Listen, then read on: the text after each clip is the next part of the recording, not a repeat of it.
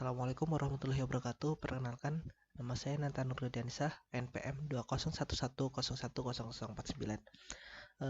Saya dari kelas 1 TIP 3 akan membuat video dengan tema Jalan Menuju Kesuksesan dengan mengikuti kehidupan baginda Nabi Muhammad SAW.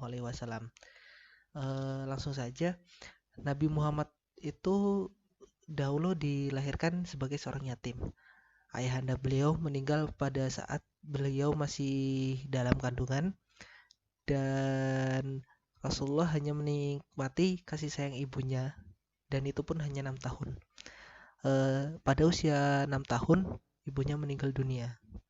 Nah, ketiadaan orang tua dalam kehidupan Nabi membuat beliau menjadi orang yang mandiri.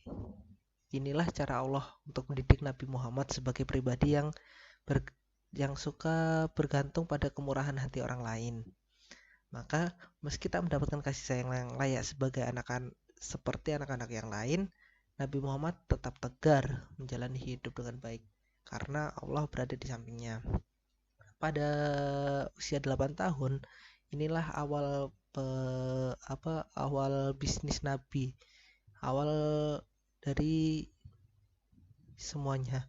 Jadi Nabi pada usia 8 tahun dia menerima bisnis pertama kalinya, yaitu mengembala kambing.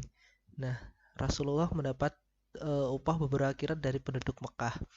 Dilanjutkan pada tahun ke-12 usianya atau 12 tahun, Nabi mulai belajar berdagang dengan Abu Thalib ke negeri Syam.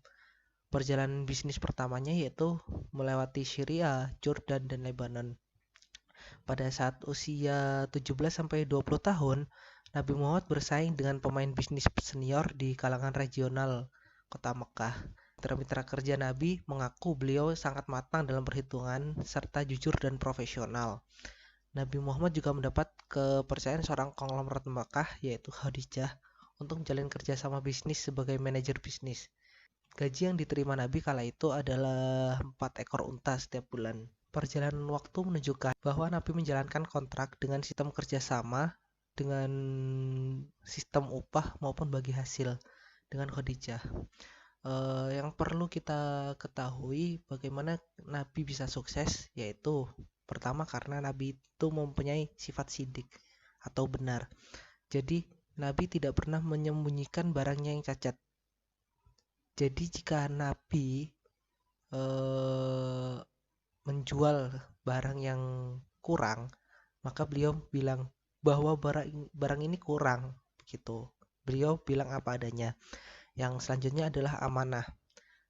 Nabi itu amanah, beliau terpercaya baik dari pemilik barang maupun pelanggan. Jadi banyak rekan bisnisnya yang sangat suka dengan sifat Nabi yang kedua ini. Dia dapat dipercaya, begitu. Selanjutnya, fatonah atau cerdas.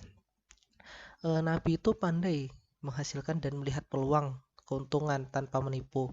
Jadi jika sekarang ini banyak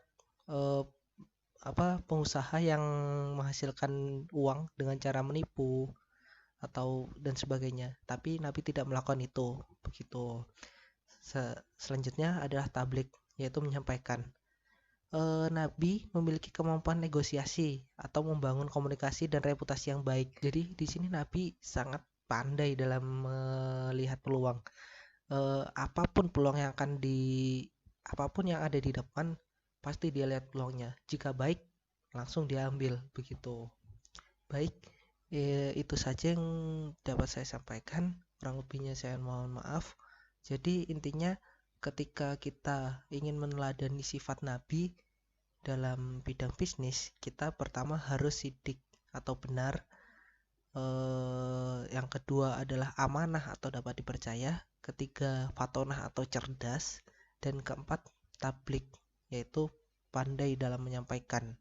Atau pada saat ini mungkin negosiasi dan sebagainya, begitu. Sekian dari saya akhiri. Wabillahi taufiq wal hidayah. Wassalamualaikum warahmatullahi wabarakatuh.